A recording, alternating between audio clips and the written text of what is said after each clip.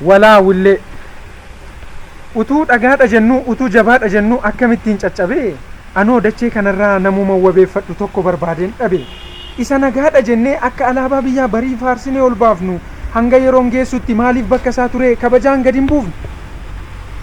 maaliif akka foon harreef akka furrii funyaanii lafa gajeela maaliif amma salphina hamuu mataa akkuma barabeela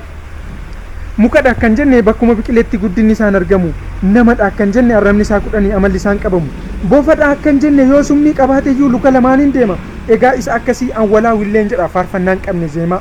yookiin sagaleessanii yookiin walaleessanii walaa fi walleen sani akka gaaddidduu ta'e kiristaanni baranaa kan ganama garasii galgalammoo garana gaaddidduu bonaa ta'ee sirriitti otoo mul'atee harkaaf miilla hidhanii bakka tokko kaawwatu gaaddidduu gannaa ta'ee hurrii keessa dhokatee jiraan saayyuu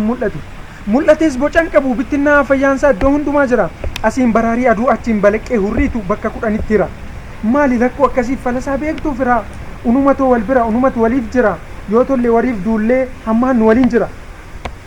dameesaa qofa miti isa sirriitti jallaa muka qottoo godhanii gatiittiitti baattatu kan keenya sororoonsaas inni jallaansaa maaliif ogeessatti mul'atu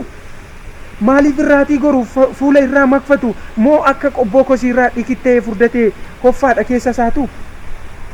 siif wayyoo muka caakkaa yaa muka sossororoo qottoon sumaaf qarama sumatu ittiin murama jallaa maal godhu muru irree maaltu faladhee nyaata ittiin bilcheessa moo maaltu ittiin ijaarama umurii isaa fixatee ofuma isaatiin gogee ofumaan awwaalama ijjinduu silaalti muramuun kee ergan ollee filannoon kee waalama erga ijji silaaltee qottoo qaraan muramtee magaasiidhaan tarsaatee muka fayyadu ta'ii kan mootiin sirra taa'u kan lootiin sirra yaa'u didii saanduqan ta'iin kan reeffi keessa taa'u